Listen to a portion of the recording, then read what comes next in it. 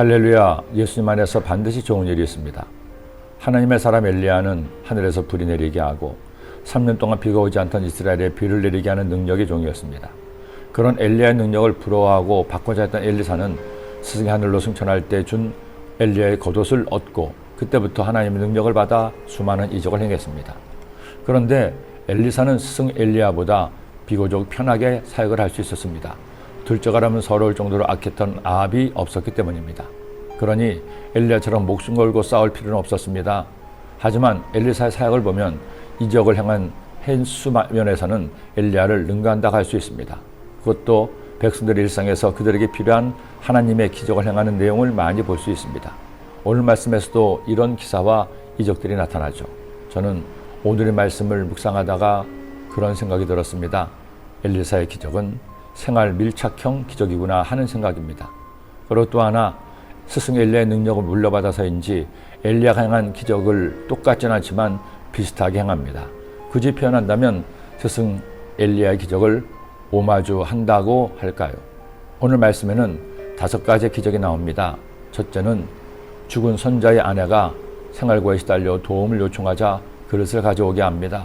그것도 모든 이웃에게 그릇을 많이 빌려오라고 하죠. 그리고 그 그릇에 집에 남아있는 기름을 붓습니다. 그런데 놀랍게도 가지고 있던 기름 그릇에서 기름이 계속 나왔습니다. 언제까지? 비어있는 그릇이 없을 때까지. 두 번째는 엘리사를 대접하던 늙은 수냄 여인이 아들을 낳게 한 겁니다. 세 번째는 그렇게 태어난 아들이 죽었습니다. 그러자 그 아들을 다시 살려낸 기적입니다. 엘리야의 기적과 뭔가 비슷하지 않나요? 세 번째 기적은 음식에 있던 독을 제거한 기적이요. 마지막 기적은 버릇독 20개로 100명이 넘는 사람이 배불리 먹게 한 기적입니다. 그리고 이런 기적들은 예수님께서도 다루신 기적과도 비슷하다는 느낌을 갖게 합니다. 여러분, 하나님은 우리의 삶에 많은 관심을 가지고 계십니다. 우리의 앉고 서는 것을 아시고 우리의 염려와 걱정도 다 알고 계시죠. 그 하나님께서는 하나님의 자녀가 행복하게 형통한 삶을 살기를 원하십니다. 거창하게 나라와 민족의 운명만 결정하시고 그리스도인의 개인의 삶에는 관심이 없는 그런 분이 아니십니다. 그러니 우리가 예수님을 믿으며 살면서 꼭 기억해야 할 것이 있습니다.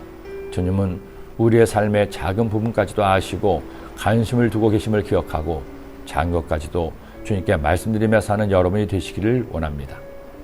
하나님 바쁘신데 나 이런 작은 것까지도 신경을 쓰실까 하고 의심하지 마세요. 주님은 그것까지도 세밀하게 아시고 은혜 베풀어 주기를 원하십니다. 한 가지 에피소드가 있습니다. 도굴에 가면서 내려놓은 것이 있습니다. 김치였죠. 어릴 때부터 김치를 좋아해서 김치만 있으면 다른 반찬이 없어도 밥을 먹기에 전혀 지장이 없었습니다. 그러나 상안에 진매가 있어도 김치가 없으면 밥을 먹는 것이 힘들었습니다. 그런데 독일로 가라고 하시니 먼저 생각난 것이 김치였습니다. 이제는 김치를 먹을 수 없겠구나. 하지만 주의 종이니 내가 좋아하는 김치도 내려놓아야지. 그렇게 김치 내려놓음을 하고 독일에 갔습니다.